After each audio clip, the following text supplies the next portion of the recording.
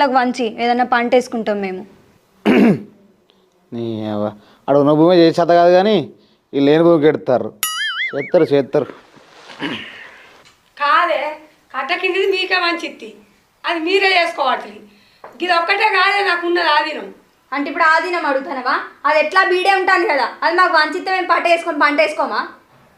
కౌలుకు ఇచ్చుకుంటావా? ఏదే నాకు కౌలుకు ఇచ్చుకుంటా.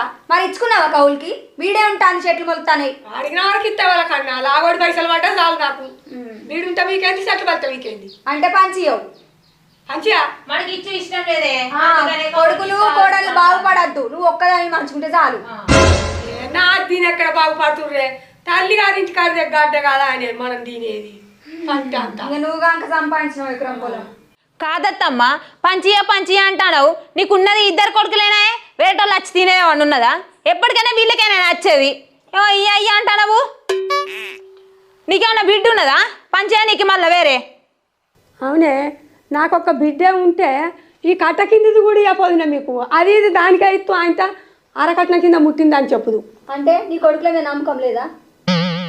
నమ్మకం కనబడుతుంది. ఇదేంది, నీడున్న మాట ఇవ్వలేదు, ఏడున్న మాట అది చెట్టుకుండేది. అడక తినవాడో గిన్నె అవుతారో ఆఖరికి తెలియదు. ఇగో అత్తమ్మ, కోపాలద్దు కొట్లాటలద్దు. నీకేం ఆధారం కావాలో చెప్పరాదు. నాకు గిది కావాలని చెప్తే చేస్తాం కదా మేము.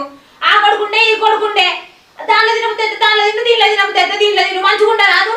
అబ్బో గామెడ చెప్తుంది, మనసులో పెట్టుకొని బయటకొని మాట్లాడుతుంది. మాట్లాడగలవేందత్తమ్మా? ఏమైనా ముగేసి వేసి కూర్చుంటావు? ఎన్నొద్దులు తినండి అట్లా. కొత్త మురిపాన పోతే ఏర్పడది.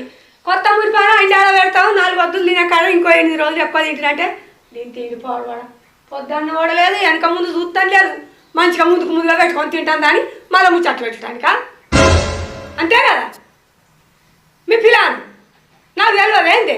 ఇగో అత్తమ్మ, సాలెంక సాలు. నువ్వు మీ అత్తని ఎట్లా చూసుకున్నావో మాకు తెలియదు కానీ నిన్నైతే బంగారం లెక్క చూసుకుంటాం. బాలేగారుగా పెడుతుర్రేవే, నన్ను కొండలెక్కిత్తుర్రేవి. వాడు తిరుపతి